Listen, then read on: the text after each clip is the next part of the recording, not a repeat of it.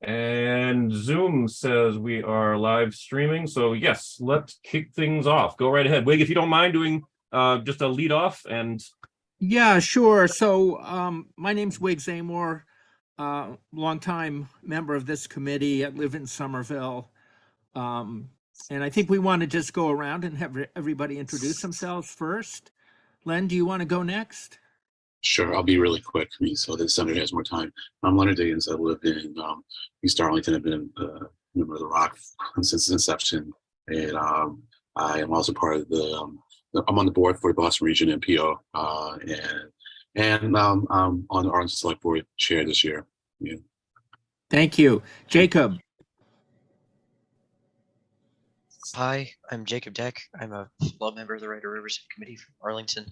Like Len, that's pretty much it. And then Amira, if you don't mind reintroducing yourself now that we're all here, that would be terrific. Yes, of course. So good evening, everyone. My name is Amira Patterson, Transportation Planner at the MBTA Advisory Board, representing Brian Kane. Okay, and we have one other. I can't, the font is a little bit small for me. oh, sorry. Mr. Reed, you want to say hi? Yeah. Welcome Hey, aboard, everybody. Sean Reed from Senator Creighton's office. Happy to be here again. Terrific. And of course, I'm Stefan. I'm also the co-chair of the committee along with Wig. Wig and I joined the committee back, I think, a year after this organization was founded. And I'm happy to continue to make sure that we're running a tight ship. So without any further ado, Can you bring the attendee to announce herself, Susan? Oh, sure. No. Susan, who is our guest attendee, if you'd like to introduce yourself, feel free. You don't have to. Entirely up to you. Oh, sure. Can you hear me? Yep, yeah. We can. Yeah. Welcome okay. aboard. Great, thank you. My name's Susan Barrett. I'm the transportation manager for the town of Lexington. I run transportation services, including a municipal public bus service that's been in operation since 1979, some demand service, and I've been very interested in regionalizing the plethora of transportation services that exist and better coordination across all those services, and of course, just overall better regional planning and sustainable funding for transportation. And that's why I'm here. Thank you.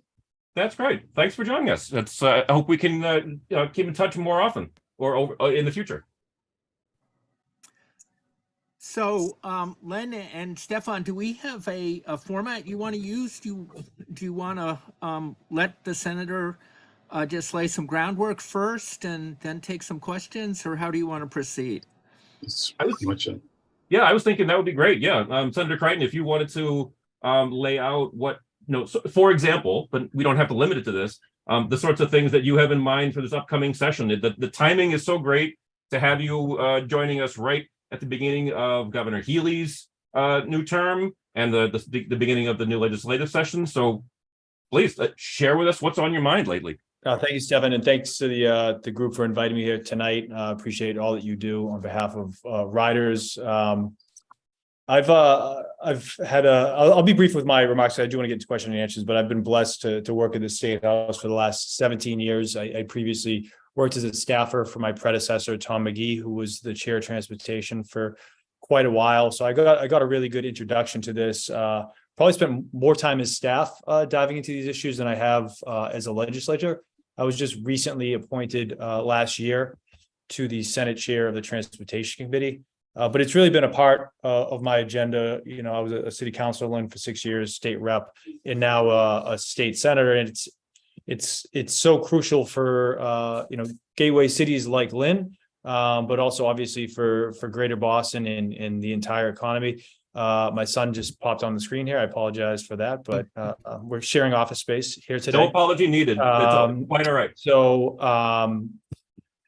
I think, it goes across all modes of for ridership. Our area here that we are blessed with pretty robust bus service, though, as folks on this call will know, with service cuts and issues with hiring of bus drivers. That's been certainly a focus moving forward for us in this new legislative session. I think issues around staffing generally at the T have been brought to the forefront.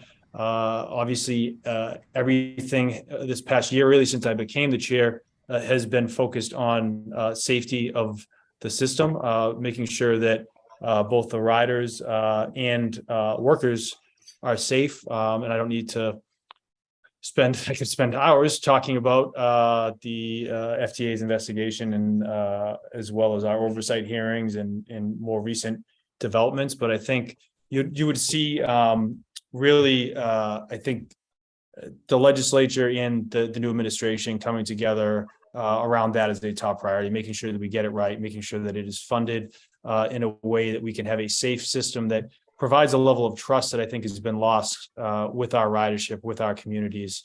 And that's not going to be rebuilt overnight. I'm not naive in that sense.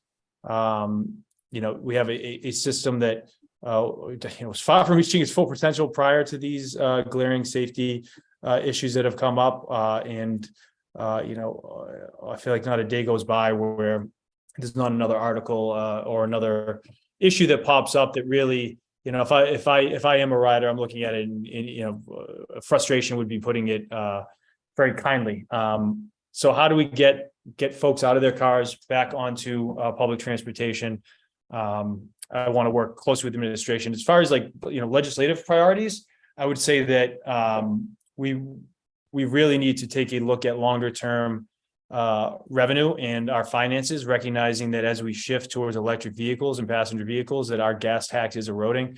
It's not a conversation that's comfortable for many folks to have, but it's one that we have to have. And I remember back in the mid 2000s and leading up towards the revenue discussion back in 2012 and 2013, how difficult it was, but we tried to get something done, failed to get it done then. More recently, the House was able to pass something. COVID hit, we couldn't get anything done then. Obviously, very excited about the fair share revenue coming in, but that's just the tip of the iceberg. If you guys could just excuse me for 1 second, real quick. That's fine, no problem.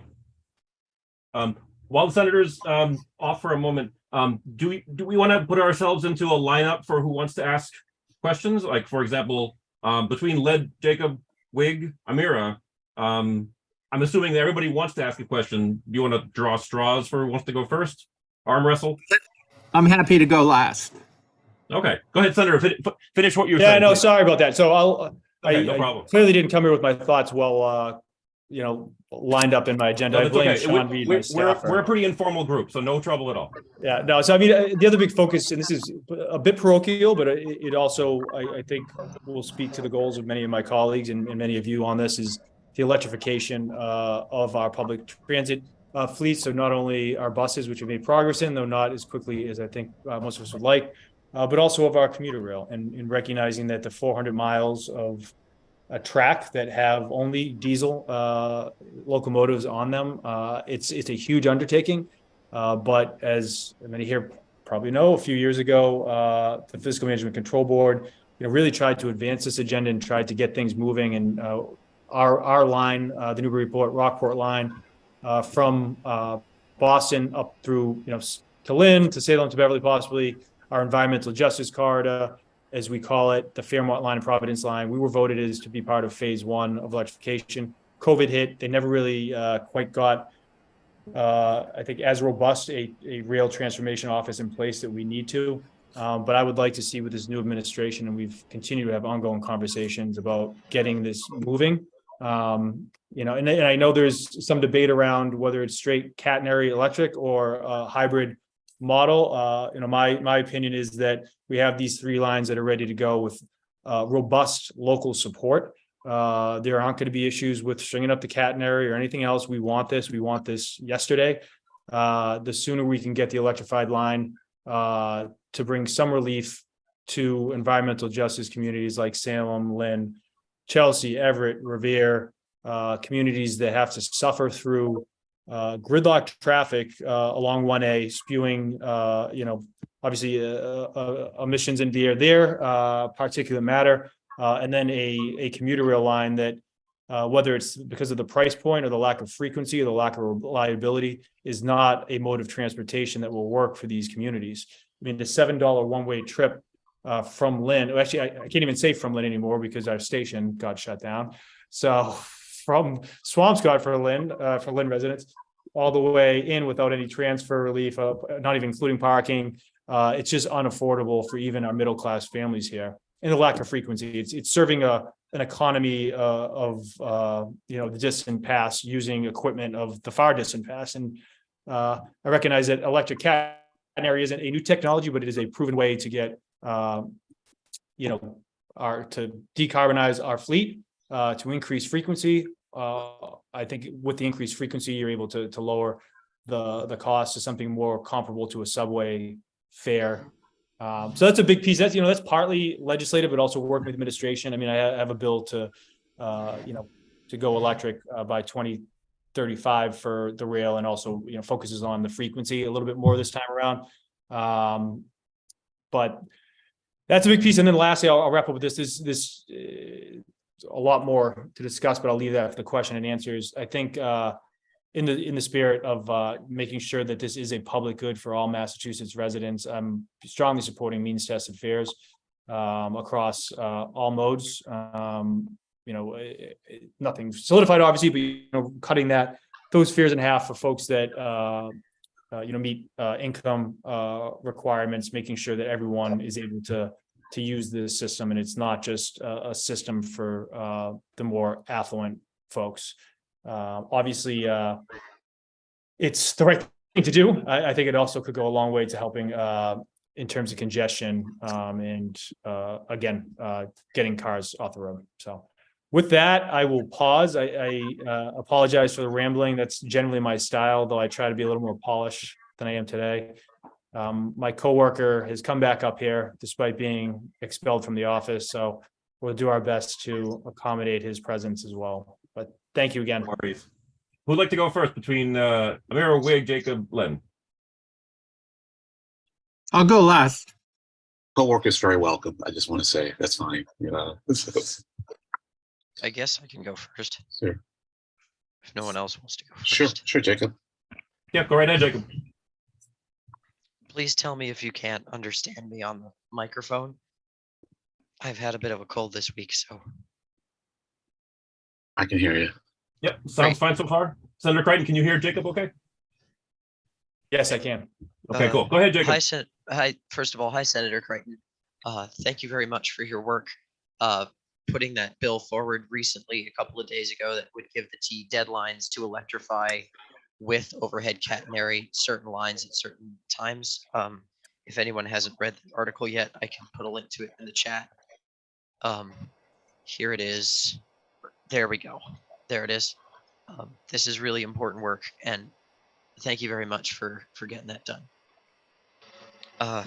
I guess the question I have for you is, how forthcoming have T officials been with the Transportation Committee and the State Senate on issues that the T is facing? I know that there's some things that you guys might know that the general public might not necessarily be able to know.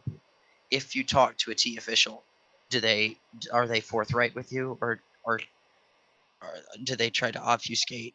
Is it hard to communicate with folks at the T?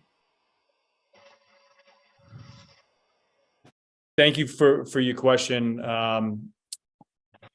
It's been challenging, and I don't think this is top secret information by any means. It has been challenging, and I'm not saying the T has some really talented workers and employees there that are doing their best under difficult circumstances.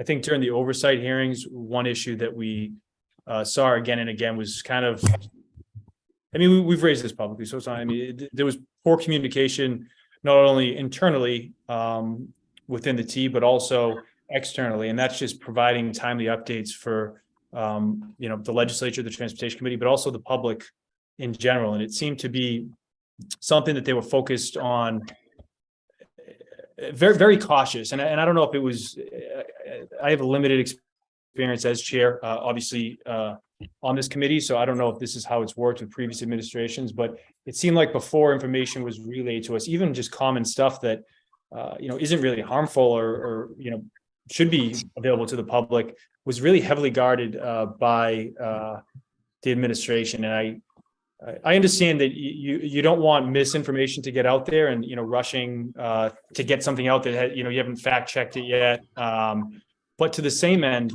I think that we have to be honest with, obviously within the legislature, but can folks still see me? Yeah. Yes. Okay, no sorry, problem. the screen popped up and I got a little lost on it. So I think the riders deserve as much information as possible. I think as policymakers, we need as much information as possible. I don't need, stacks of emails or FOIA requests, that type of thing, but just keeping us informed. So I'd say there's a lot of room for improvement from the past year that I've been there. But I'm really trying to look on the positive side of things, and that we have a new administration in. There are going to be still a lot of those folks working within the T, but I suspect this was kind of a top-down cultural issue where you don't share information until you have to. I just got off the phone with T folks a few minutes ago, and there's we communicate regularly, but I think we could all do a better job. And if I didn't answer the full question too, just push back on me. I'll go with a casual approach here as well. We just have a conversation. Is there any information or specific kinds of information that you'd really like more of that the T has been slow, hesitant, unwilling, or unable to give you? Other than during our oversight process, certainly, trying to get as much information as we could to go through in kind of a limited time frame. It was, we were a little frustrated by, some of the timelines there. That being said, looking back at it a few months later when the temperatures cooled down a bit, their first priority, I imagine, was meeting the FTA directives, and that I understand why that had to take precedent. So to this day, if I ask for information, I expect that I'm getting most up-to-date information I can. I think a lot of the information gaps were early on. That said, on local stuff, certainly if I take off my committee chair hat and, focus in on issues around my district, and I suspect this is, it's not unique to me. The closing of our station, a commuter rail station, the abrupt closing with really mixed messages as to whether at first it was about safety or it was about building a new station or anything else. We really couldn't get straight answers. So I think we need to rebuild that level of trust, make sure we're all on the same page. I think we're all working towards the same goals. We just have to communicate a little bit more clearly. So yeah, on the committee, if Chair Strauss or I request information, I'm confident we're going to get the information. I would rather just not have to request it. I'd rather more proactivity from them. And sometimes they're super proactive on some issues, and you almost expect it for other things, and then it's not. So we'll work towards that. I'm confident we can build on that. So who would like to go next? Amira, do you have any questions? No specific questions. I am interested in funding questions in regards to just who would be expected to fund this project later on, things like that. And also, thank you for your time, Senator Crichton. And also, I'm sorry, I saw Susan Barrett raise her hand. So after the senator answers, you might want to go to Susan. Go ahead. Sorry, Senator. No worries at all. And I appreciate that question. So yeah, I think funding generally, we need to take a serious look at the impending fiscal cliff at the T. It seems like we're avoiding it this year, and I think partly just due to the fact that we haven't been able to fill positions. I think that's what's been kind of the feedback that we've gotten. But recognizing that long term, just to, meet some of the FTA directors, just to meet the hiring needs, the workforce needs, which we're falling just significantly short of, obviously. And sometimes you question, are we paying a wage that is attractive enough to recruit drivers and other things? Are in this economy, a very transitional economy, is this an attractive enough job to fill under these circumstances? So there's going to need to be an influx of money going towards the T. And again, I mentioned the fair share earlier. It's hopefully a sizable chunk of money, but that is split across. It's not just MBTA money, right? This is it's going to be a serious debate about how that money is divvied up.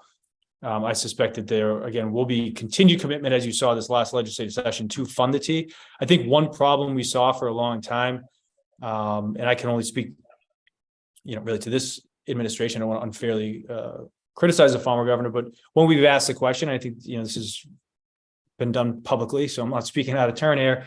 What more resources do you need to have a fully functioning T, a safe, reliable T? What more? How much money do you need? And it's always been, we're good. We don't need it. Clearly, that wasn't the case. After the FTA came in, they finally decided to ask for more money, but it was only a few months prior during the bond bill, committee hearing and discussions where, the shift from operations to capital and other things like that kind of raised some eyes. And then just in general, the reluctance to say we need X amount of dollars. It's really hard for the legislature, I think, to have a debate around revenue and specifically dedicated money towards the T if we don't have a price tag. How much are you looking for? And have that ask and lay it out and make sure it's, being spent wisely. Obviously, I think that's a big piece of it too, is the public, because of this lack of or lost trust just generally. I think we really need to make sure we're getting the facts out clearly to folks and reassure them that, if we're coming to ask for, and again, I'm not sure how the revenue is going to look, that's up for debate, but if we're coming to ask them for additional resources to fix our transportation system, they need to know that it's going to the most responsible projects possible that are going to bring returns to their community, to their economy, to their individual quality of life or the environment. So we need to do a much better job. I think one other answer to the question, which is kind of punting on it, is that we had passed a mobility pricing commission to have this discussion with a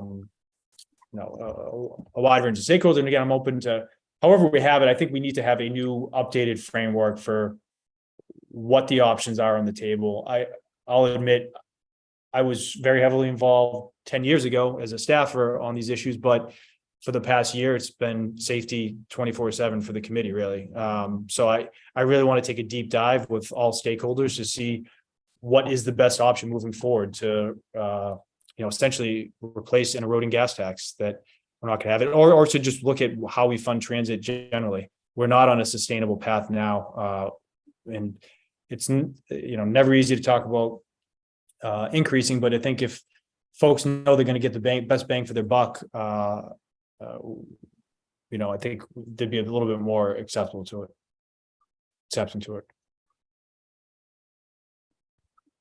Oh, we can't hear you for some reason, but you're not muted. Did something happen to your microphone? Can you hear me now? No, we hear you. So yeah, we hear you, Senator. No, it was Wig on our committee. Yeah, I saw Wig speaking. Like maybe it's better you didn't hear me during that ramble. No, we heard everything you said, Senator. Yeah, Wig, can you give us a check 1, 2? You were trying to speak. Well, Susan had her hand up. I don't know if she still wants to talk. Yeah, go ahead. How about Susan? If you want to ask a question, go right ahead. Then I'm going to ask something to the senator, and then Len, I want to make sure we don't leave you behind as well. Sure. It's I've got about 5:34, so maybe we've got another maybe 10 or 11 minutes with the senator before he's got to go. Yeah, and it's not a hard stop either. So okay, well, I appreciate that. Thank you. Yeah, I smell the food has been cooked, so hopefully they'll behave down there without me for a few minutes. Okay. Well, thank you for the opportunity to speak and for and for all being here. Once Amira mentioned funding, that's when I lowered my hand because that's really where my questions were, but I'll just follow up on that a bit more. I'd like to know if there's any more specifics on how we would tackle this funding crisis. And then I have seen some people suggest that we should allow for regional funding of MBTA and other transportation projects, like allowing municipalities to come together and, maybe allow for, I guess, sort of a greater taxation or so. So I'm just curious if there's more specifics you could offer in terms of how we can not only better manage the service we have now, but really work to enhance the system as well. Thank you. Absolutely. So, I mean, I think we missed some really big opportunities the last few years to kind of have these initial discussions and test out some different ways to do this. We had passed in a few different times, I believe, to this point, pilot around congestion or time of day pricing to see how that would work and how receptive folks would be to it, and really just put our toe in the water. That was vetoed. Again, the Mobility Pricing Commission also we could not get through with this administration. I think on regional ballot initiatives, which I think is what you were describing in terms of communities coming together and funding different regional priorities. I've been a strong supporter of that for a while. I know we've made progress in the Senate. I'd like to see it. I think Senator Friedman is filing it this session. I would really like to see that going. I've not heard really strong arguments against it. We're empowering communities to come together with shared priorities and figuring out how they want to tackle some of these projects. So I would love to see that be advanced again. I mean, from my end, the toll equity is an issue, and anytime I have a bill that I inherited from my predecessor, and anytime the hearing comes up, I get a lot of angry phone calls, and I have to explain it again and again that I'm not looking to put tolls up on every road. I'm just saying if we're paying it going through the Sumner and we're paying it going over the Tobin, and I know folks from Metro West are paying it, if we're paying it, I think I'm happy to do my fair share, but I think we could do it in a more equitable way. And that kind of ties into some of the technological improvements that are making this much easier. And I think taking a look at how we could ease congestion by doing a time of day or congestion pricing. Again, testing it out. If it's not the right fit, it's not the right fit, but we shouldn't be afraid to try some of these things that are working in other parts of the world and country. I think one of the big drawbacks, 10 years ago when we're having this debate, anytime you kind of talked about this, I think the privacy concerns really went through the roof, and people felt, and I forget all the polling, how exactly it played out, but I remember there being kind of this stigma associated with, like having a transponder, as we all, I mean, not we all, but many of us have today, that would have raised eyebrows, I think, a little bit more so back then, though people did have, but now it's such commonplace. And I mean, we're carrying these around with us everywhere we go. It's like, I just feel like there's got to be a more equitable way to charge folks for how often they use our roads. But it's a tricky conversation. So let's just at least start by saying, let's have the hard conversation and then figure out what the best approach is and take the vote.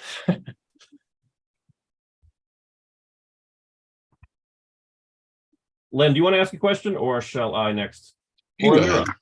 You can go ahead, and then I'll go ask you.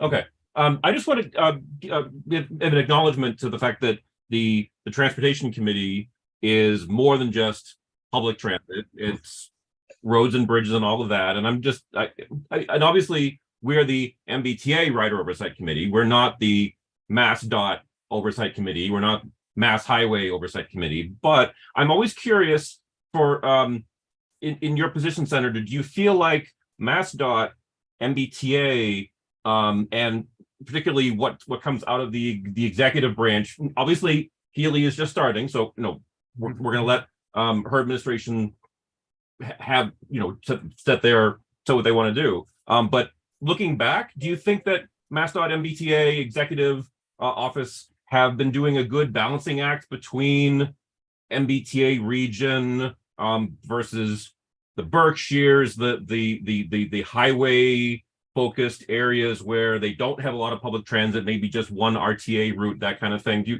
you think that traditionally the balancing act of funding and attention has been okay, or do we need to shift direction a little bit? I know it's a very open-ended question. I apologize. No, it's a great question. I think it would be unfair for me to kind of offer that grade or assessment given my limited time in this role. I would say that our working relationship with MassDOT was certainly before the FTA came in. I mean, it's focused on maximizing the our potential for the federal infrastructure money grants, the competitive grants, right? So it was like all transportation bond bill focus. How do we put ourselves in the most competitive place possible? Obviously, that has not beared fruit yet, and there's been I wouldn't say failures, but I mean not getting any of that funding. Kind of the bigger packages on the bridges and the pike, obviously is discouraging. I would say we got to get back to the drawing board. The legislature wants, in the governor, to her credit, in her speech, her inaugural speech, mentioned this. We need to be as competitive as we can for projects across all modes, right? And I envision working, closely with MassDOT on that. I do think, it's regional equity needs to be a part of any of these conversations, and that the same thing for when we're talking mobility pricing, as much as I'm obsessed with the T as everyone else is on this, we have to recognize the RTAs. We have to recognize every other mode. I was just out in Greenfield for the Western Passenger Rail Commission hearing, and driving through many of those communities, you realize, when I'm complaining about losing our commuter rail station and having to go half a mile down the street to get it, or complaining about a bus, less bus service than we had before. There are folks just living in transportation deserts, and it's not even outside of public transportation. You ask about, well, can you just call an Uber or Lyft?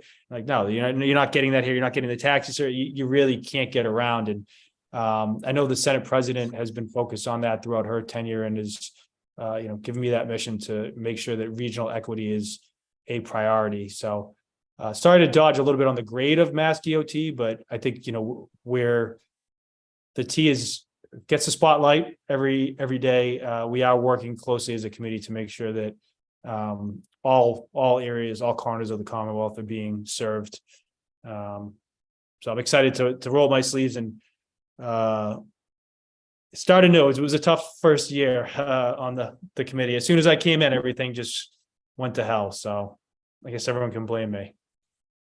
Oh, no, not at all. No, but before I turn it over to Len, I just have to mention, in the spirit of, as you said, rolling up your sleeves, please do keep us in mind over the next legislative term in the future, because we are all very committed to volunteering our time to make the MBTA and public transit in the region a better experience, more equitable experience, a more environmentally sound, clean experience. So as things come up, please keep us in mind. If there is something that we can do to assist, like even with like research projects and that kind of thing, please reach out to us. We are finding ourselves a lot of energy and sometimes not a lot of avenues where we can put that energy. So that being a plug for us and our interests.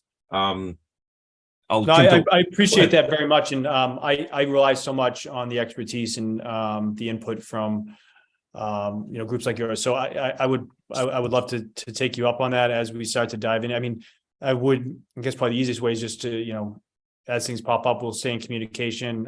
But if there are things you see, I'm wide open for constructive criticism. If we're taking a step that the committee sees as not the right approach, let us know. But weigh in. I think we'll have a new secretary soon. I'm hoping things will start to pick up pretty quickly on the legislative but also just in general with these discussions. So please, let's work together. I'm excited to do so. Thank you. Much appreciated. Over to you, Len. Yeah, thank you.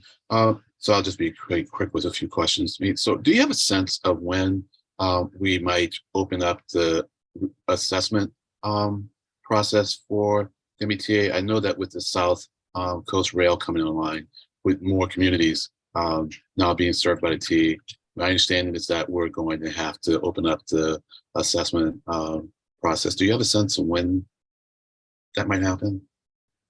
I'm sorry, I really don't. Yeah. I'll admit I don't know much about that at all, but happy to look into it. Okay.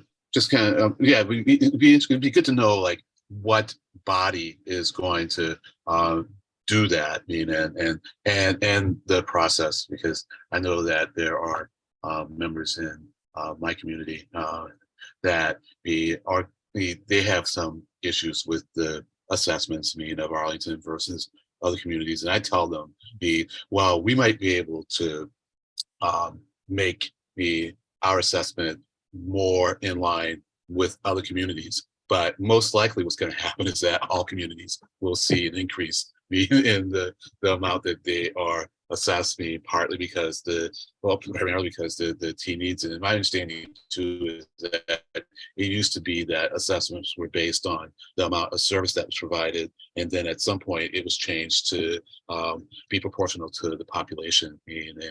And on top of that, I think is that the original MBTA communities, are charged a little differently than those that were added later. So I was just wondering when that process was going to get open and by whom, and so on. So yeah, if you have the time to look into it, that's great. I've also asked Senator Garbely, about this, and so it's a bit of a black box. So all right, thanks. I appreciate. No, I appreciate you, Brent. To be honest with you, I mean, I'm aware of the assessment, obviously, but I did not know the process. I didn't know it was coming up. I mean, obviously, as you expand, transit, that's going to happen. But I need to learn more about it. So thank you for raising it. And the second one, I think I'll limit it to this. So you mentioned that the Senate President is interested in funding for regional transit, and I think we would all like to see that, and some more coordination between the state and the feds. And I know that a lot of people in MassDOT. I have a lot of confidence in their ability. I've worked with them a fair amount through the Boston Region NPO, so they're all like very smart people.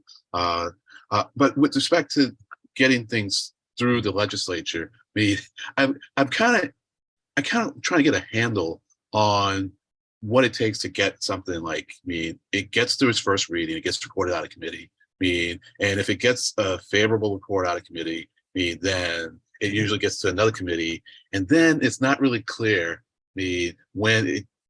what gets it then to that next step, and then from that next step to actually pass. It's like, what kind of support does it need, and how can we get some insight into that kind of support? It's like, is it, and I'll just wrap it up, is it that the Senate President or the Speaker of the House needs to be behind it?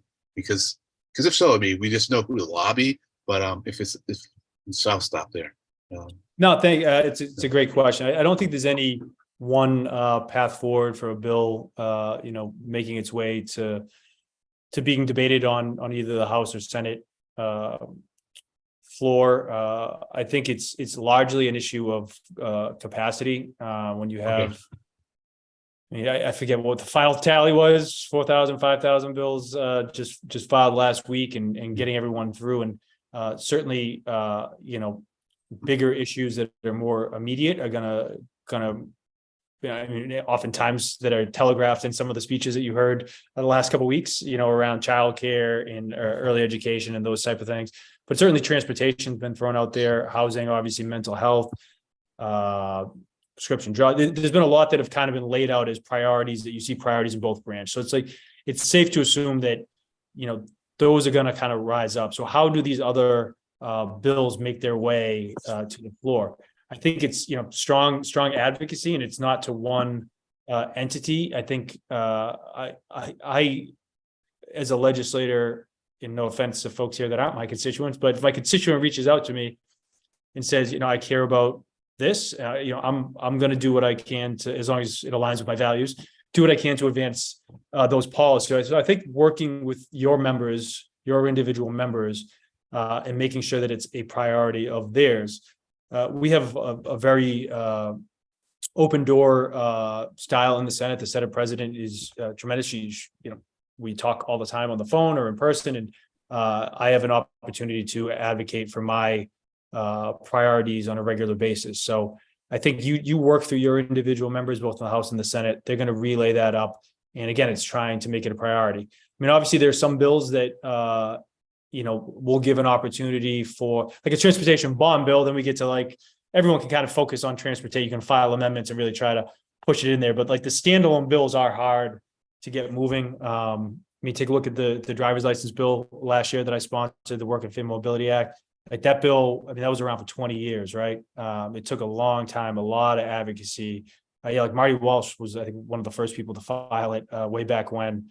And I have to give hats off to the coalition, to all the folks that, really mobilized and got everyone to reach out to their members, and it got people more comfortable with it. And we're able to, to get the 2/3 supermajority to override the governor's veto. That would have, I don't want to say it was fantasy, but it would have been a long shot. So I think that's a testament to what advocacy can do. It takes a while, but I think, getting your individual members comfortable with an issue and continuing to work with them, but certainly the committee too. Like, I know what you were talking about after it gets out of committee, but, chairs continue to push for, once things go out of committee, it's, if we're getting it out of committee favorably, I want to see it advance. So certainly work with us as well. Thanks. That was very helpful. Understanding his capacity issues being also very helpful. Appreciate it. Thank you. Thank you. Appreciate the question. I want to be respectful of your time, Senator Crichton, as well as you, Sean. Any last things to wrap up from members of our committee, or anything else that you want to say, Senator or Sean? Amira, it looks like you were about to say something. Oh, okay. Nope. No, I think I just, one last piece, and this is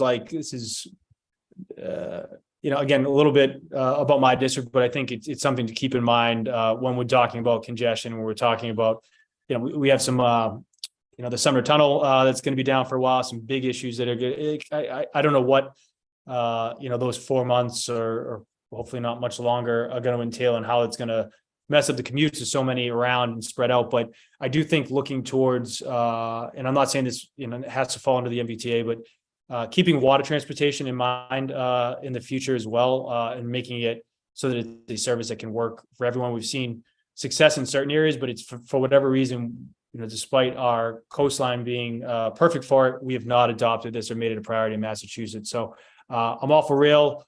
I'm all for all modes of transportation, but sometimes I'd be remiss if I didn't at least give a plug for water to, again, get cars off the roads. But I can hear the stirrings downstairs. I hope you can't hear too much of my kids yelling, but I appreciate the opportunity, and I'm going to take you guys up on keeping this to be an ongoing conversation, and hopefully I can come back soon, or we can meet privately as well. All right. Thank you very much. Thank you very much. Yes, thank you so much for joining us. And Sean, thank you also for joining us. Nice to see everyone. All right, take We'll care. stay in touch. Yeah. Yep. Talk to you soon. Good night. And Susan, thank you again for, we just read what Susan posted. Susan, feel free to verbalize that if you'd like. Sorry, I couldn't quite type quickly enough. That's okay. No, go ahead. So, some of you, I know Amira and Len have sat in on different meetings that I've been a part of, where I've really hoping that as a region, as the whole like Boston metro region, which is quite large, that we really have a solid transportation plan. I really see the MPO, CTPS, MAPC really playing a strong role in that. And that really identifies this is where we want fixed route service, and then where it seems like we shouldn't have fixed route, well, then what's the other option? Because there's still going to be gaps, right? So we need a thoroughly thought out plan, and then we need to fund it. And then, but what I'm seeing, like in this transportation bond bill, We got calls. I don't know if this is true of every town, but we were getting calls from a couple of our legislators saying, hey, do you got any projects that we can throw in the bond bill? And my feeling is if we had a well-designed plan, instead of asking questions like that at the last minute, we would just put funding towards that plan. We know we have so many transportation needs. I realize I think part of it is political, where legislators want to give a little something to everybody. I'm not sure if that's it or what, but the same thing for earmarks. Sometimes there's just like in the recent economic development bill that came out, there's these earmarks. I'm not sure if all of them have been well thought out. I don't mean to be critical of our legislators. I know they're trying to do something for everyone, and I realize it's a very challenging job. But again, this goes back to the need I feel for a really solid regional transportation service plan, and then the funding to go along with it. So thank you. Yeah. Well, I understand where you're coming from, Susan. You know, and I guess my feelings are, it's like if you know that a game is being played in a certain way, yes, it'll be good to change the way the game is played, but that takes often a while and longer. But you know, then maybe a bunch of planners in various parts of the region can be prepared for this ask, and then have like a kind of coordinated ask, you know. And it won't be ideal to having like a real like solid plan that's been thought out, you know, over a while or whatever. But at least you can make some small gains with respect to the goal, in these transportation bond bill cycles, which I need to understand more about that process too. So I guess, Susan, so I know that you put in a study, a UPWP study, but who would you imagine would be the right entity for doing this, coming up with this plan? MassDOT? Oh, well, it seems like it should be the MPO or CTPS. It seems like it, but I think one of those regional entities.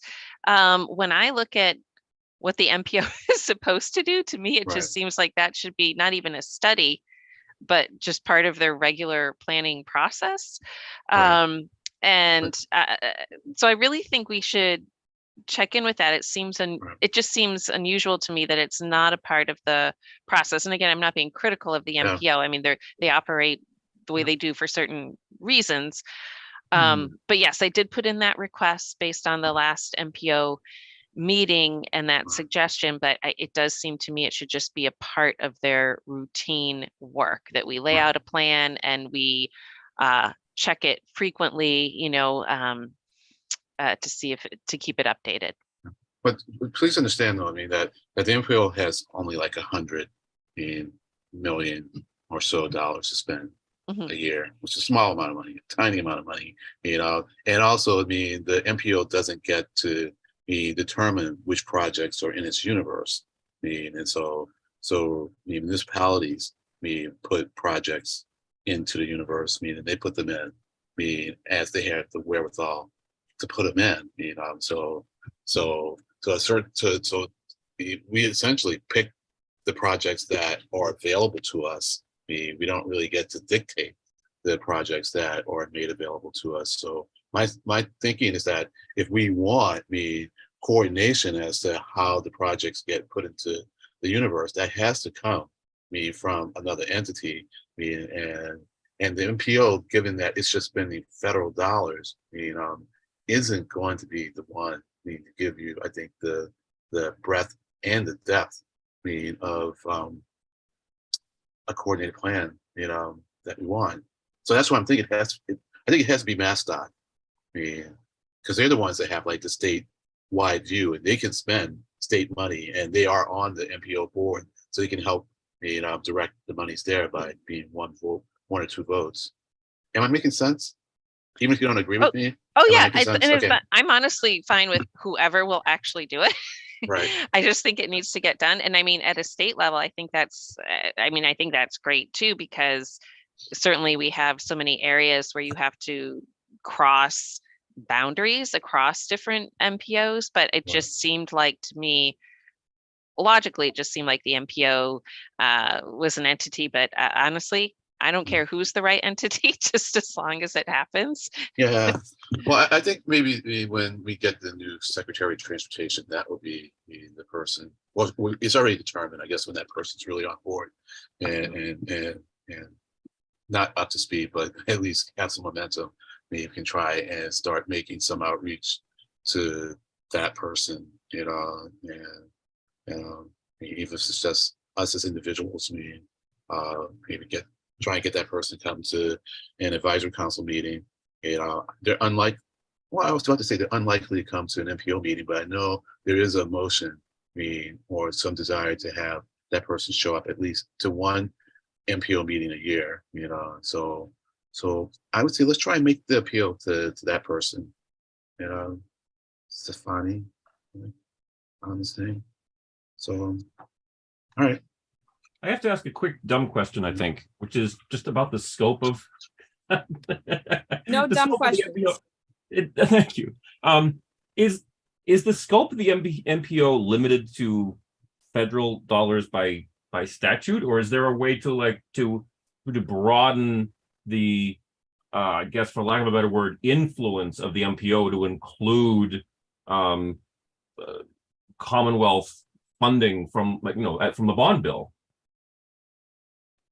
That's a good question.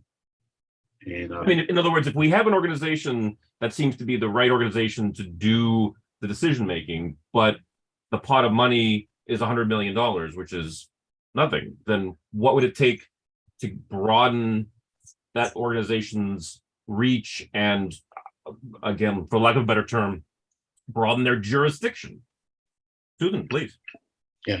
Oh, not that I have the best answer, but I'm on their webpage right now, and it says the MPO uses their process to develop a vision for transportation in the region and to decide how to allocate federal and state transportation funds to transportation programs and projects, improve roadway, transit, bicycle, and ped infrastructure. So I don't know if Federal that and helps. state, okay. Yeah. Yeah, but the way we do the state funds, though, is that at least the MPO board doesn't have any real say in how the state funds are allocated. So essentially, we are brought state projects. They bring state projects to us, and usually we see them in an amendment to the transportation, the TIP, and we essentially just kind of sign off on them. We don't really have any choice in them, as opposed to the discrete projects that are using federal dollars. Those are the ones that the board makes decisions about. So I guess I'm drawing a distinction in my mind between the projects that I, as a board member, get to have input on versus the ones that the state through MassDOT are choosing. So I just don't, so I need to find out more about how these state projects are selected and the extent to which the MPO board can have more of a role in them, and how much of that state money is the MPO affecting. Because just because it says it's fed and state money, I don't know if that's all the state money. I don't think so, but I'm not sure. To be determined. Okay. Well, determined soon. So I see this as a question, and I actually get an answer to. I'm having a planned conversation with the executive director at MPO, Tegan, in early February. So this will be a chance for me to bring this up to her and find out more about the nuts and bolts of the process. Yeah. And I also know that I think some MPOs do have more direct control over state spending, than we do, and so to the extent the MPOs behave differently in different states, then that tells me that's probably a function of their state laws, as opposed to a federal law that limits them. So the feds may say, the money that we give you for transportation has to go through an MPO, but once you have the MPO, the power of that MPO beyond spending this federal money, I don't know where those limitations come from. You know, I imagine it's points from the state. Yeah. Amira, you were speaking, but you were muted. Oh, no, I'm just actually understanding what Len is saying and just agreeing that based on the different states and everything, that it may be different. So we need to find out where our standings are to then be able to move forward. So good conversation is happening. Yeah, I completely agree. Yeah. I mean, I'll state the obvious that, you know, having a good connection with Senator Crichton, if there's legislative adjustments to be had. I mean, obviously what's filed for this session is, you know, that's what we got for 1 year, right? 1 year session. It's 2 year sessions. 2 year sessions between the elections, but isn't there, it's a first session and a second session, isn't it? Or am I making it up? The bills that are filed, I mean, they had a deadline of last Friday. I mean, they are going to live for 2 years, essentially. I mean, so I mean, there's only one filing period per legislative session, which is 2 years. Yeah, and so I know like there's a budget bill that's filed every year. I mean, but for I don't know exactly the distinction between these bills and things like the budget bill. You know, like the nomenclature that distinguishes these small bills from the larger ones. I mean, but the smaller ones just have essentially a legislative session, a 2 year legislative session to live. So you're not going to see like a filing deadline for the third Friday in January in 2024, like you did for this year. Interesting. I mean, I know that because I'm working with a group for real estate transfer fee, and so we just worked on our filing this year, and we did it 2 years ago. It takes a while for these things to get heard. As he told you, there are like 4,000 to 5,000 bills that were filed, and so understanding that it's a capacity issue, was helpful because I kind of wondered about that too. It just seemed like things just, you get to the end of the session and it just seems like they wither away, and it's as if there isn't even a time to tell you that your bill's not going anywhere. Just kind of like, ran out of time, sorry, have to try again. In some cases, there's an active punt where when they like send it to study, so everyone understands that sending a bill to study is to say that it's not going anywhere. But sometimes they don't send it to study; they send it to another committee. After it gets a favorable report out of the first committee, and sometimes I think it even gets sent to like Ways and Means, and then you hear nothing.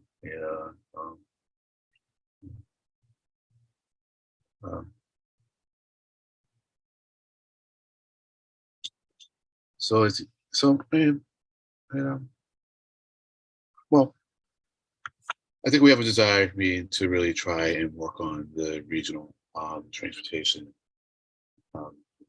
issues. Because it is, I think, a big part of getting more people using transit. And I think I've said this previously. If you get more people using transit in the less dense areas, you can arguably say that you do more for the environment because they're driving less. If they drive longer distances, then you're helping by cutting down driving more per unit person. And certainly people who have problems accessing transit in distant regions, then they benefit more, from a transit system just because, it's hard to get from point A to point B. And that, of course, makes it more expensive to run the service.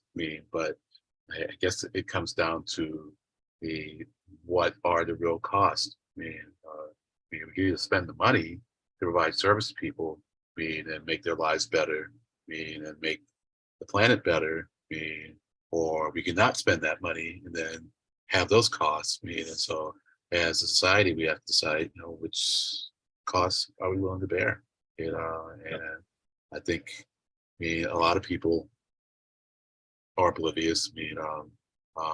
Some don't care. Those on the negative side tend to care and tend to be very loud. And I think they cause the legislators or the people who are elected to think, there's big resistance here. But the resistance often is not nearly as large as people think it is. And I do find it interesting that in a state like Massachusetts that is so overwhelmingly Democratic, that a lot of times it's hard to get, progressive stuff passed because people are concerned, that they're going to not get elected again. And, that's a risk. That's what I think that's what leadership's all about.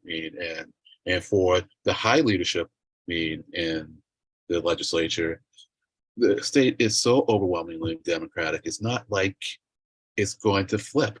Neither House nor Senate is going to flip. If some of the legislators in the districts that are less Democratic end up losing because they took a bold stand, and supported something really progressive. But it's easy to say. Go ahead.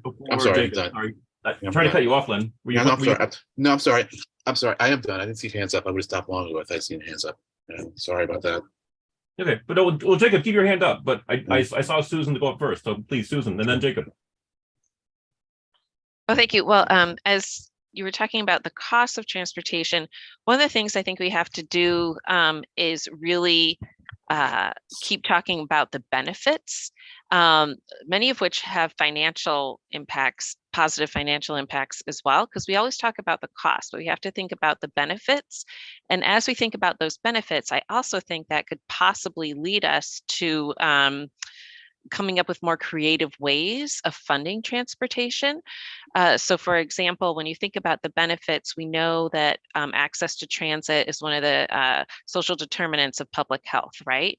And we know that good transit is it helps us with economic development. We know that people use transit to get to jobs. Well, that's workforce. We know, did I mention age-friendly? I'm not sure I did. It's important for being an age-friendly community. We want to be not only have age-friendly communities, but we are an age-friendly state, right? So there's all these different things that are aided by transit. And so we can maybe be, I keep wondering if we could do a better job at sort of blending and braiding the sources of funds that exist to do those things to enhance our transit. Thanks. Jacob, please. I think one of the things that's important to keep in mind about transit, sort of we're all standing up on our soapboxes here this evening, I guess. Transit can save us money. It's more economical to move people on the rails or in a bus than it is to move them in 300 passenger cars. And if we invest, it's harder to see the savings, the money that we don't spend on road maintenance, or the money that we don't spend on parking lots and paramedic salaries. Because more cars is more accidents, is more paramedics. It's harder to see those savings than it is to see the big number that we have to spend. But frequently the savings are higher than the number that we have to spend by orders of magnitude.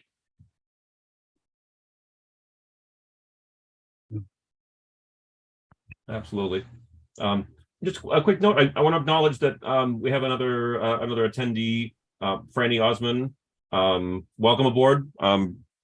Feel free to add something to the chat. The chat is open for everybody. We don't have a lot of members of the public usually, so I just wanted to welcome Franny on board.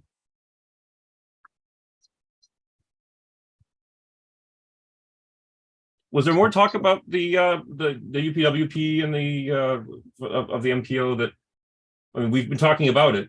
Yeah, so That- I actually was in a meeting on travel demand model development, and I talked with Marty Milkovich, and he and I are going to talk tomorrow before 2:00, to work out some more details for a potential UPWP study that will focus on the elements that increase transit usage, or yeah.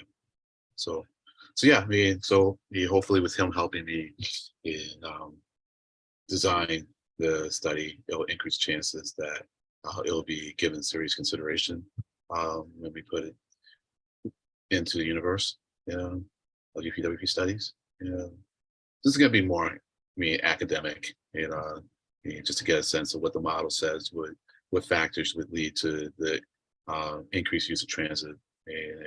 But when at the meeting today, though, it was interesting to see the focus on some RTA elements, and getting good data, so that they could incorporate the use of RTAs in the travel demand model. And so yeah. It's interesting seeing it coming along, and how well some of the models predictions match the current usage,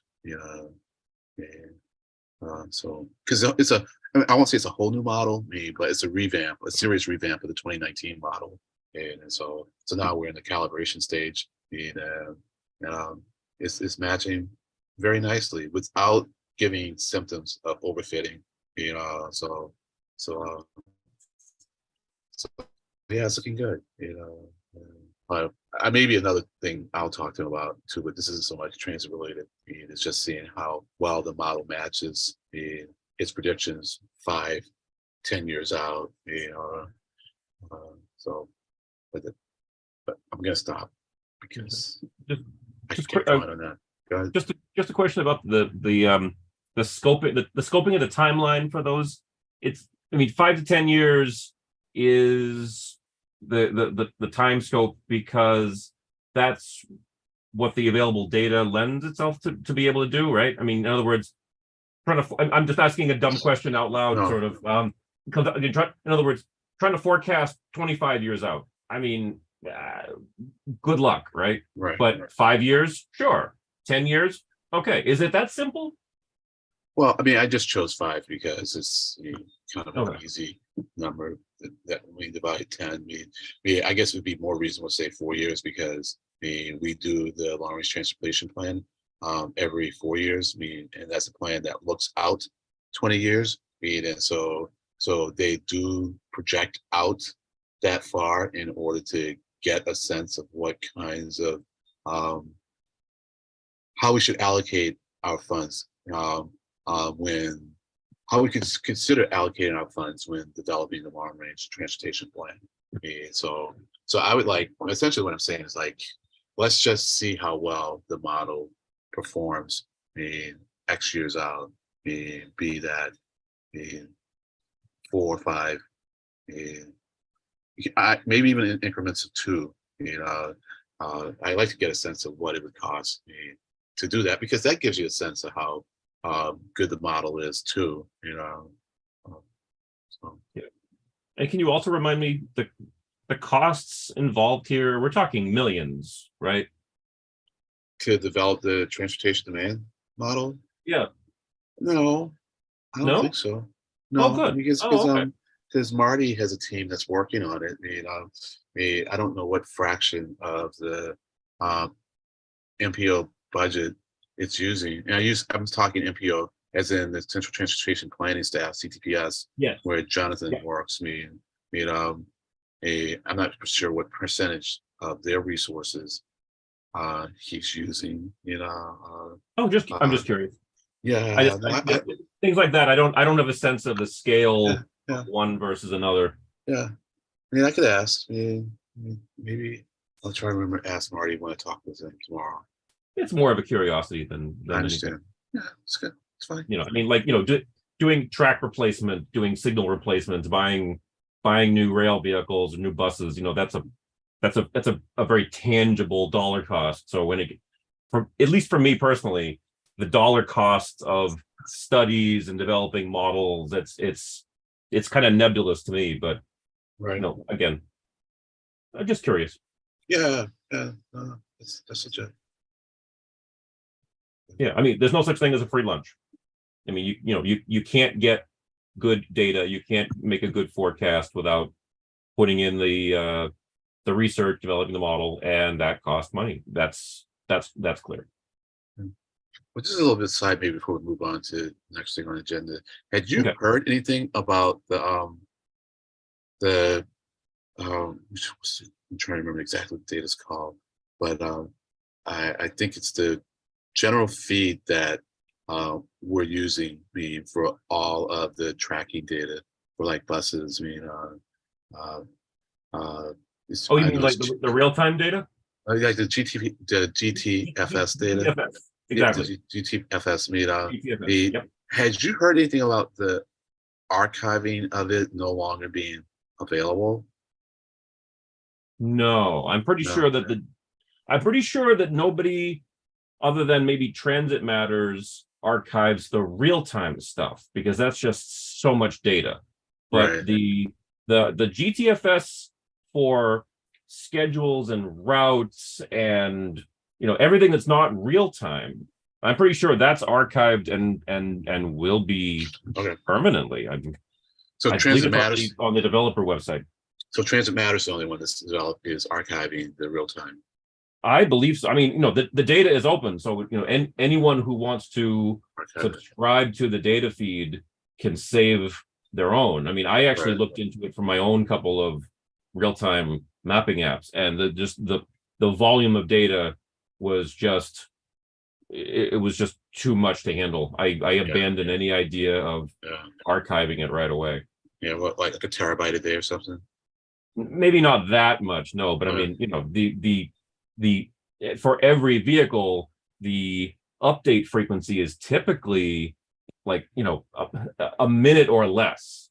Right. So we're talking, imagine, I mean, there's thousands of MBTA vehicles when you figure bus, subway, commuter rail, and all the metadata that goes into it, and time points every 30 seconds to a minute. Right. Yeah. Right. But let me know if you don't find that the GTFS archive. Now, I they were mentioning something at the model meeting today, and it caught me at a point where I wasn't paying close attention. When I phased back in, it's like, what is being deprecated? And I heard them mention GTFS, but maybe that has to do with the RTA data. I'll find out from Marty when I talk with him. Okay, well, I did find it, and it's actually posted, and I'll just pull this over into the active window up here, and I'll throw this into the Zoom chat. Right. So basically, they archive it periodically, and each bundle is referenced as a specific item in the in this archived feeds file. But that's going back. Wow, I mean, that's going back to 2009 is the oldest one.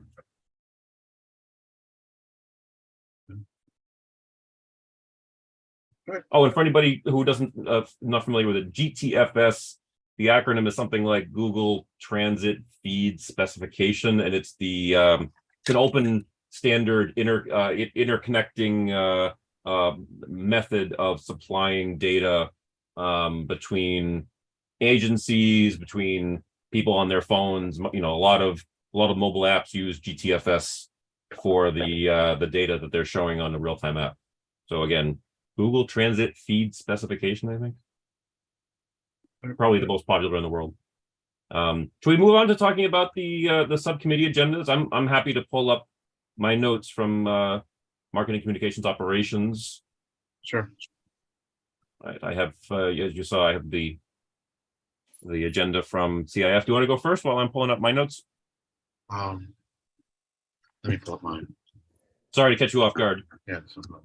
So also, I guess Wig had problems and couldn't get back on. Yeah, I was hoping that that Wig was going to connect back by telephone.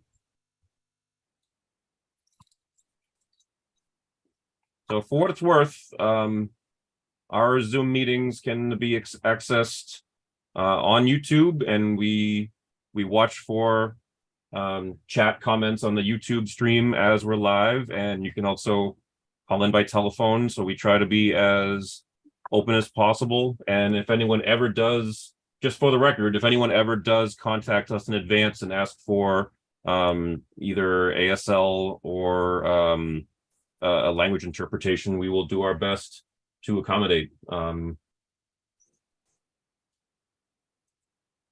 me to go first, Len? I have Yeah, my please. Okay, go subcommittee ahead. notes up. Yeah, Okay, go ahead. cool. Then I will pull this over.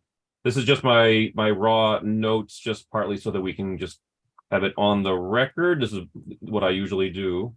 So we had a general discussion about, again, issues on orange lines and the state of the new cars. The issue was that we discussed was with the latest issue that pulled the new orange line cars out, and it was a grounding issue that was the concern was that there was going to be some arcing and pitting on the component because of a loose grounding, but that was I believe less than 10 cars. I think it was 7 or 8 if I'm not mistaken, and that's been addressed. There was the good news from Jonathan that there's half of the new orange line cars are here. I didn't realize it was already that much. Obviously, they're way behind schedule, but it was also noted by Jonathan that not only the FTA, but also the local Massachusetts Department of Public Utilities are limiting the usage of the old orange line cars because just the possibility of risk because of them being the old cars. So if we do see any of the old orange line cars, it's going to be very rare. They're basically pulled from service, except for, if I understood it right, just from like emergencies. The orange line cars are in much better shape than the red line cars, of course, because the red line cars are limited to there's only 32 out of 252 that have even been built in China, let alone shipped over to the US for the final assembly. So the orange line is way behind what was hoped. Again, pandemic, supply chain issues, etc. We did learn something new, or at least it was new to me. I don't know. I think it was new information to us that the CRRC, the Chinese rail company, is not building the trucks, and the trucks are the motive power. That's the most important part of the car as far as getting it going down the tracks and braking, etc. But that's coming from another supplier. Does it matter? Probably not. I just thought it was an interesting thing that there, even that level, there's componentry being done by companies other than CRRC. The maintenance is continuing on the 1800 series, which is the newest of the old red line fleet. The expectation being that they're going to be in service longer. Thank you, Jacob. Yes, and calling out in the chat. Yep. I'm not going to spend too much that same level of detail, but we called out our discussion about what the Healy administration may do for CRC and possible penalties. It's very, very undetermined. Had a discussion of the bidder qualifications.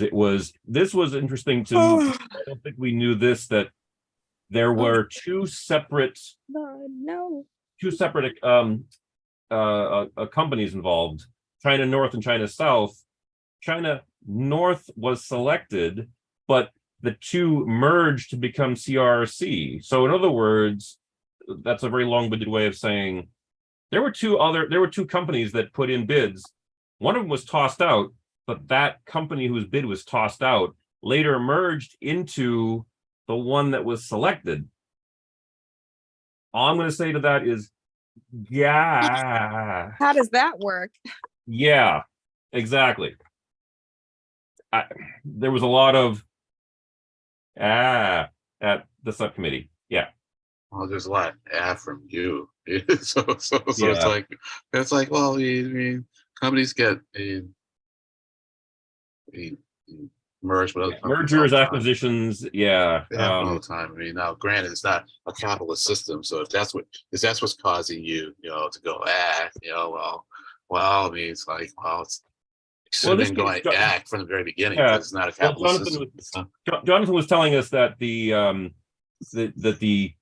China South bid was unqualified. Like the company's bid was just completely like no way. Right. But then they merged. So what's the effect of having an unqualified company merging in with a qualified company? I am not a business person, so all I'm doing is reporting what we learned. I'm going to jump forward and wrap it up by saying that we had a very interesting discussion about schedules and whether it's better to publish a schedule that says, as I have here in my notes, every number of minutes. In other words, publish an interval, as opposed to publishing and we're talking bus specifically here, as opposed to publishing a schedule that actually says 8:05, 8:11, 8:19, 8:24. What's actually more helpful? One might be more helpful for a daily commuter who just wants to know, okay, sure. Another person might want to know, how is the fall schedule different from the spring schedule? If it's minute by minute, it's a lot easier to see. Or is it? Some people might say, oh, it used to be every 5 minutes. Now it's every 6 minutes. So we had a big, I wouldn't say debate, but we had a big discussion about that. Pros and cons to each style. Again, the choice of an interval versus explicit times. I don't think we came to a conclusion. Len, do you recall? Yeah, the conclusion we reached is that having it by minutes is what's most useful, to your typical rider. Having the minute breakdown is what is useful for those who are doing research, and more intense analysis when it comes to comparisons. Okay, good. And you can certainly derive the minutes from the one that gives you the minute breakdown. So if you had to have one, you want to have the minute breakdown because you can derive the intervals from that one. Good point. Oh, and that's right. And I remember I brought up the idea. Well, if you have the schedule, which is 8:05, 8:11, 8:19, 8:24, could you also put in a like smaller text or next to it number of minutes between? So if it's 8:05 to 8:11, well, put in every 6 minutes or something like that. Yeah. Thank you for reminding me about that. Yeah. Okay, I think I will wrap up my. Oh, Amira, go ahead. Does that include things like absenteeism and stuff? Well, go ahead, Len. I was going to say I don't know if you could determine that it was absenteeism, but from the record of what happened, you'd be able to determine which trips were dropped. But this is just a schedule. So the schedule is telling you what service the T intends to provide on any given day for any given route. But what actually happened is a whole different file. A whole different data set. Did that answer your question, Amira? Yes. Okay, Thank sure. you for the input. No problem. Since we're talking about it, I'll just slide over here an example of the two that we're talking about. One is very, very specific, and let me just close the Zoom chat for a minute. Apologies for anybody who can't see this. I'll just describe it for anyone who's not visually able to see this. One schedule is giving the every 15 minutes or less for a chunk of time that is, the majority of the morning and midday And then the other schedule is calling out every single time with absolute minutes. And that makes the one that shows every single departure, it makes it a much larger document and might not be feasible to print, but it does give you a level of detail that is, well, let's say unambiguous, but the one that is summarizing with an interval X minutes or less is likely to be more reasonable to print. And I think during the meeting, Len, we also said, well, are we yet at a point where printing schedules, where the agency printing schedules is no longer needed and people can just print their own or just have it on a mobile phone? I don't know if we came to a conclusion on that either, about whether this 21st century is paperless as far as what the agency should deliver. Well, I think the conclusion was, if the funds are limited, then try not printing and then seeing what kind of response you get. And then, if people say that they need / really want the paper, then we figure out how to generate as few paper schedules as possible. But I think the sense is that we're ready to move on from paper schedules. Thank you, Susan and Amira. I'll draw attention to the chat. Thank you. What does it say? Good to know. Do you want to recap verbally, Susan or Amira? You don't have to. Yeah, I was just going to, in regards to paper schedules. So again, I work for the town of Lexington, and we still get requests for paper. So we get a small batch of relevant schedules from the MBTA, which we distribute to different buildings, public buildings. We go through the ones for the buses that come through our area actually pretty quickly. And we even get calls from people asking if we can mail them a schedule. So not everybody uses a computer, uses smartphones. So I think we have to at least have some capacity to make sure they can access information. Thank you. I'm glad you shared that. Yeah. Amira, please. I just wanted to support Susan's idea that, yes, I think that we should have a small load of paper accessible information just to account for those other populations that may not have access to electronics or know how to even navigate it. So we want to know that we're reaching as many people as we can in as many accessible ways. So I would be in support of that as well. Well, in a world where there's lots of funds, to spend on all of our wants, I'm all for it. But if we do have to make a choice, then yeah, I would just limit the extent to which we print the schedules and really figure out what the real demand is, and see if we can provide options that don't require paper. So if they have a phone, and they can call, that's also an option. But once again, with lots of funds, go ahead, Yep. But we're going to print papers mainly because because we will hear arguments for people who want it and give it a lot of weight, And we're not making a call in the Writers Oversight Committee group as to whether the team prints paper or not. But if they ask, oh yes, exactly. Yeah. We're not making any recommendations. We're not making that call. Yeah, we're not making yeah. This topic definitely falls into the category of we're performing oversight just to make sure that the questions are being asked, right. And we believe those kinds of decisions, or those kinds of questions are indeed being asked at the agency. Appreciate your advocacy. Yep, thank you. Len, do you want to talk about the capital and finance? Yeah, well, so the big things that came out of that meeting were the quarterly report and the year-end report focus a little bit on the first quarter report.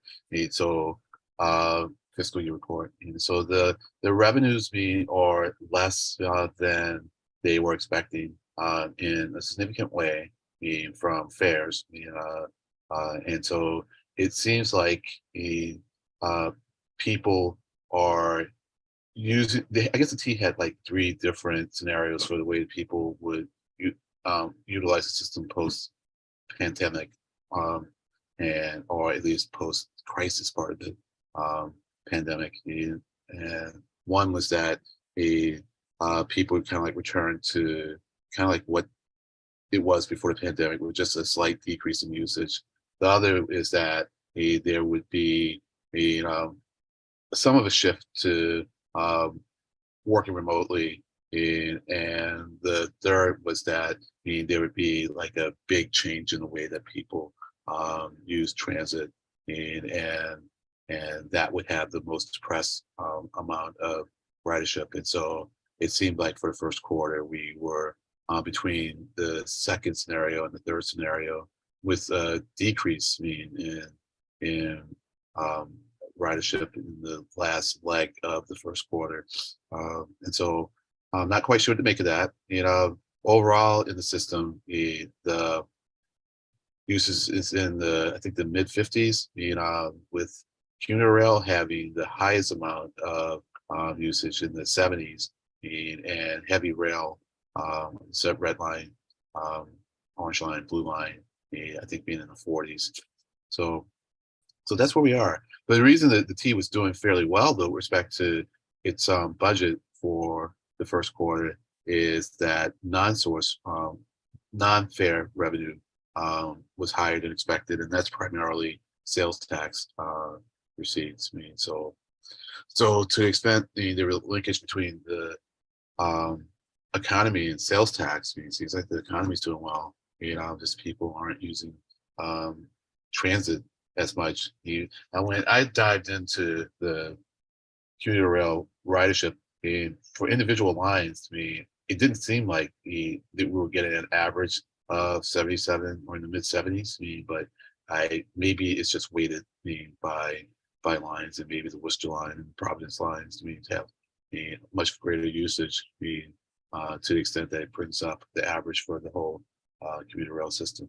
So that's that on the budget. And the other thing we focused on, and what we're going to follow up on, is the Title VI report regarding the bus network redesign.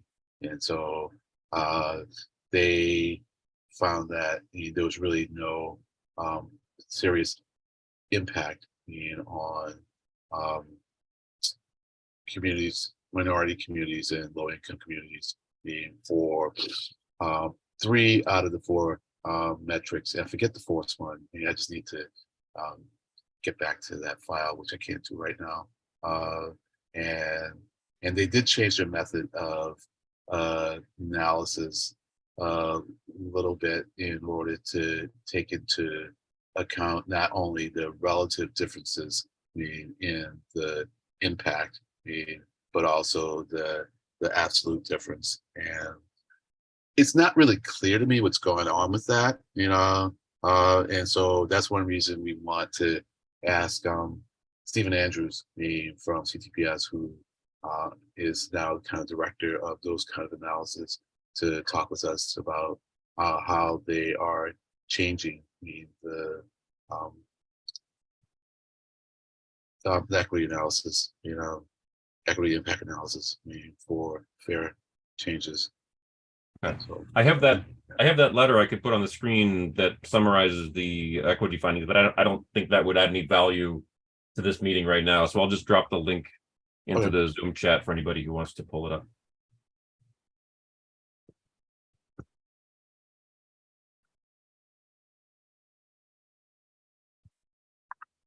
And I put that on the YouTube stream as well for posterity. Sorry, Lynn, is there more from that subcommittee? No, that's it. I'm gonna see if I can. Okay. That. All right. We are basically we're pretty close to on time for our agenda. unless anyone objects, I'm going to jump right onto a piece of new business with regard to. Oh, sorry, Len. What was that? Yeah, no, I was just to say I had found it, so just quickly. So the only Okay. metric that failed me was the revenue vehicle hours. And so they have a range at which they need the change system to fall within the parameters of the non-change system. And so for low income, the relative vehicle hours was outside of that range, and so so it should have been between 99% and 80%, and it fell at 65%. So Okay, cool. yeah. Before we lose Amira, and I thank you again, Amira, for being with us and staying for all this time. I'm going to jump right onto a piece of new business that has been kind of nagging at me. And since we're in a new calendar year, yes, thank you. I'm having a hard time not pursuing a movement forward on announcing out or making more of a public statement that we have open seats on this committee and soliciting for new members. And the reason that I'm referencing Amira and particularly the MBTA advisory board is when we talked with Brian several months ago, I think, unless I'm completely delusional, the topic of membership and engagement came up with Brian, and I believe he said that he'd be willing to I don't want to put words in his mouth, as maybe assist with an outreach to new potential members. Does that sound familiar, Len or Jacob? Yeah. Okay. Because again, not because we're in a new calendar year, but I mean, we are, and it's a new administration, new legislative filings, etc. I'm thinking this is a good time for us, for our committee, to indeed put out a call for new members. Discussions, comments, concerns? I'm fine with it. I don't have the bandwidth now, to do it as we have done the last few cycles, Sure. So I won't really have the bandwidth until the beginning of April. So so if you want to start the process, and have people being lined up by April, that's fine. I was actually thinking that that time frame, I think you've mentioned that before, because one of the things that we had discussed before was possibly putting out a call to join the meetings for a couple of months. First of all, so that people who are interested but not necessarily willing to commit until they know what's involved could participate in or at least join and watch. And after, say, February, March, that would be 2 cycles of subcommittees and full public committee meeting. Well, they're all public, but this broadcast recorded meeting, the full ROC committee. So then we got into April, again, second quarter of the new calendar year. As you were saying, your time frees up. Then I don't know if we actually want to vet members, but there might be value in, I'm torn actually, whether we would want to actually vet members and admit new committee members, or just essentially have if you can commit to say 90% of meetings for a calendar year, then welcome aboard. And it would depend on the amount of response, right? That's true. Because, yeah. So we have up to 21 slots, and so Yep. so if it's more than I guess the 15, 16 that might be available. So I think it's somewhere between 14 and Yeah. probably around 14 that are available. So we get more than that, then you'd have to do some kind of selection. It's fewer than that, you don't, right? That's true. That's a very Right. pragmatic view of it. Yeah, you're absolutely right. Yeah. But I would say, I think it's good to have interview process of some sort because you don't know who's going to respond. And if someone does really seem inappropriate, and then you have a way of kind of saying, okay, we had this mechanism in place, and we're not being capriciously selective, Good point. Good point. So yeah, so let's at least set up some sort of a process, and also it'd be good to have the other members chime in, so Yeah. So how about for our next subcommittee, I believe, which is in 2 weeks for marketing communications operations, that seems like that would be a good venue to kick off talking about what would constitute a selection interview, and then what would be the messaging to put out as the call for new members. Yeah, well, I think you can do the messaging for a call, and then we can work out the interview process later, right? Oh, Right.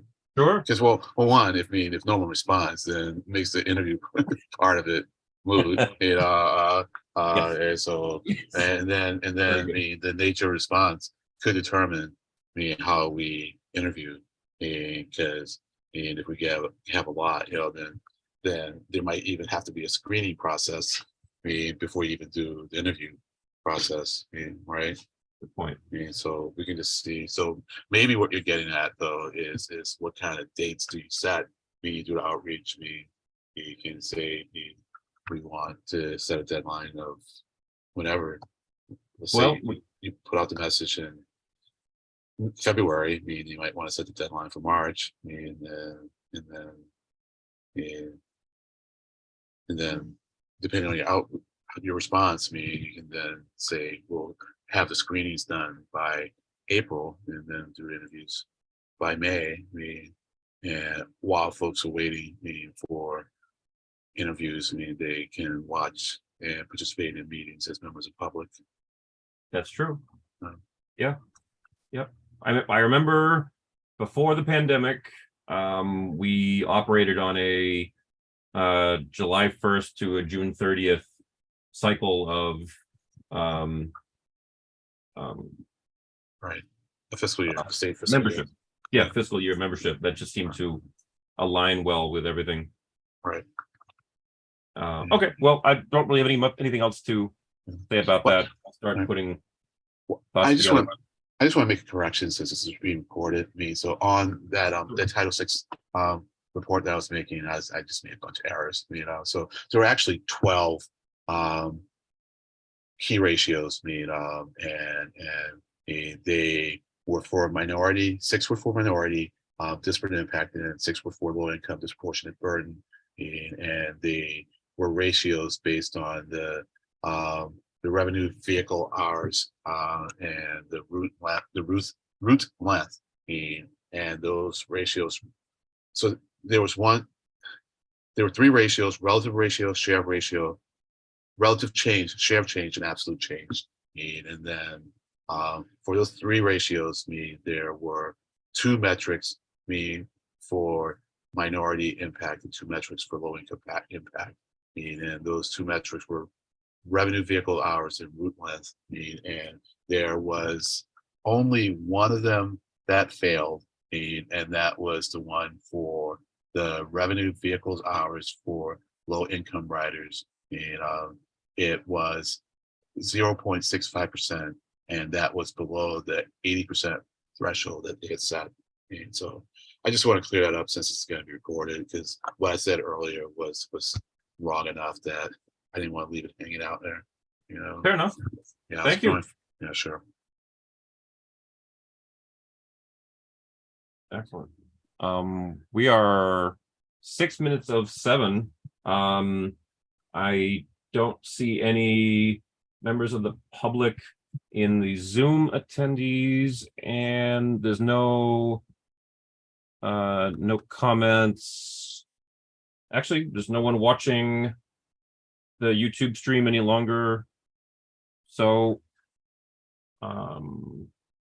anyone want to wrap up?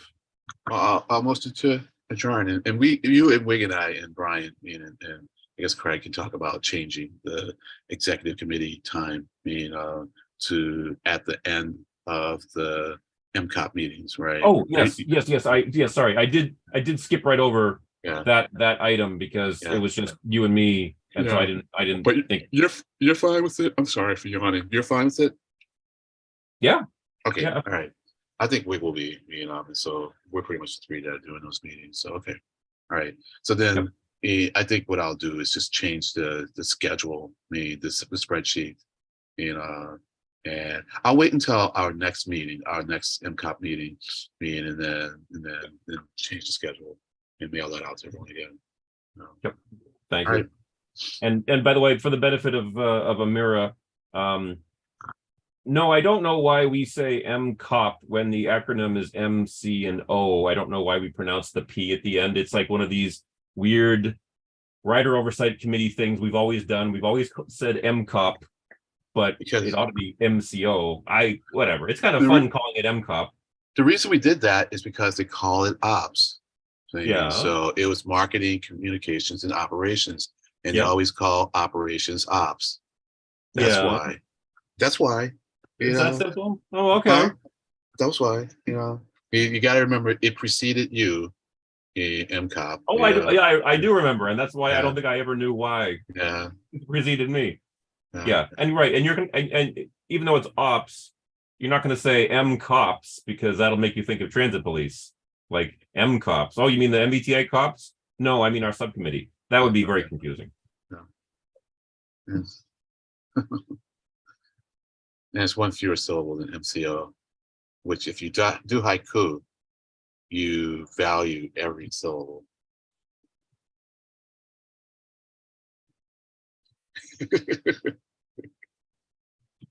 If I was good with on the fly, I would come up with a haiku that says something like, "Thank you, Len, for your reference to haiku. Appreciation falls with me greatly," or something like that. But I can't. I'm not that good on the fly. Yeah, it's hard to do. It's not like rapping. Yes. Thank you, Amira. I am so glad that you were able to join us and stay with us to the bitter end and a So little bit. the crazy end. The crazy end. Yep. All I I heard look you. Go ahead. forward Please. to attending more meetings. right. Take That'd be care. great. Please, yeah. Always Bring Brian. welcome. Bring Yep. Brian. Thank you. See ya. Yep. So All I right. heard, Len, I heard you say that motion to adjourn. I second that motion. Jacob, before we break, you've been kind of silent. Do you want to add anything at the end there? I want to make sure we don't overlook anything that you've been holding back to tell Nope. us. Nope, not really. Okay, You cool. just- Well, For another great meeting. You Yeah. should talk. feel better, Jacob. I hope that you're over that. I sound storm of way grief there. worse than I feel. You sound like Okay. worse you feel. Okay. Oh, by the way, Jacob, actually, can you stop the recording? Sure. Yeah. We did call it the end. So Yeah.